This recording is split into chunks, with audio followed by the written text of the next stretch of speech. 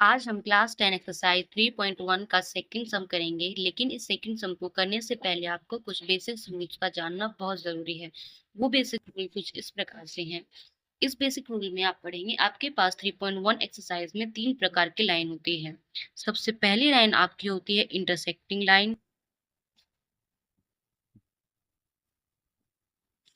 Intersecting line में क्या होती है, आपकी लाइन एक पॉइंट पर आकर काटती है।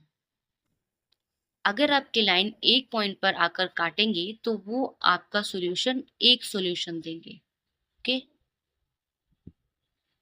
इन प्रकार के लाइंस में क्या होती हैं, आपका A1 by A2, B1 by B2 and C1 by C2।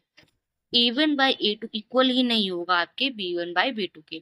अगर आपका A1 बाय A2 इक्वल ही नहीं हुआ पहले B1 बाय B2 के, तो इस प्रकार की लाइंस आपकी इंटरसेक्टिंग लाइन होती हैं और इनका सिर्फ एक सॉल्यूशन होता है। हमें इस पर जाने की जरूरत ही नहीं है, क्योंकि हमें पहले दो ही बता देंगे कि आपकी लाइन किस प्रकार की होंगी। एक लाइन होती है आपकी कोइंसिडेंट लाइन। कोइंसिडेंट लाइन क्या होती है, आपकी एक लाइन के ऊपर दूसरी लाइन चलेगी।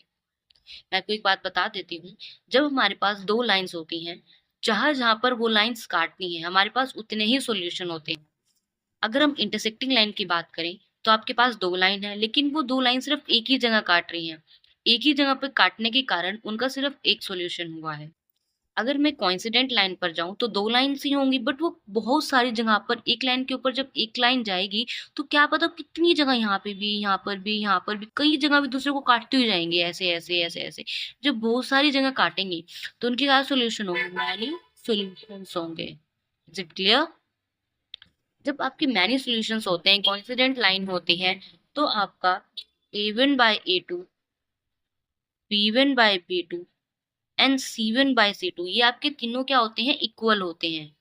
कोइंसिडेंट लाइन में आपका A1 बाय A2 इक्वल होता है B1 बाय B2 के, इक्वल होता है C1 बाय C2 के। अब आपकी थर्ड लाइन होती है parallel line. Okay, third line होती है आपकी पैरेलल लाइन। पैरेलल लाइन क्या होती है, रेल की पटरियां, रेल की पटरी क्या होती हैं, हमारी पैरेलल होती हैं, ऐसे पैरेलल चलती हैं और कभी भी एक दूसरे को नहीं काटती हैं। मैंने आपको क्या बताया है कि सॉल्यूशंस लाने के लिए लाइनों को काटना बहुत जरूरी है। जब पैरेलल लाइन एक दूसरे को काटेंगे ही नहीं तो उनका सॉल्यूशंस ही नहीं हो सकता। ओके, तो आपका क्या होगा, A1 by A2 is equal to B1 by B2 is equal to C1 by C2। मैंने क्या बताया, पैरेलल लाइन होंगी बट एक दूसरे को लास्ट में आकर कभी नहीं काटेंगे। अगर वो एक दूसरे को काटेंगे ही नहीं तो आपके सॉल्यूशन क्या होंगे, नो सॉल्यूशन। तो आपके कुछ बेसिक रूल है जो कि आपको सेकंड पार्ट करने से पहले जानना बहुत जरूरी था। अब आप सेकंड पार्ट देखें।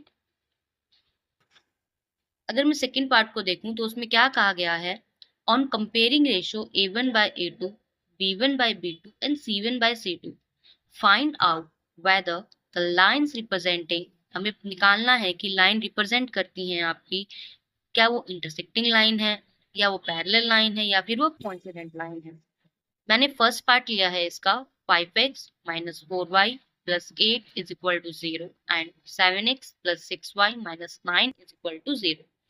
अब आपको मुझे पहले A1, B1, C1 ये सब निकालना पड़ेगा, तो वो कंपेयर करना पड़ेगा A1x plus B1y plus C1 is equal to 0। उसी तरह आपका यह होगा A2x plus B2y plus C2 is equal to होगा आपके 0 के।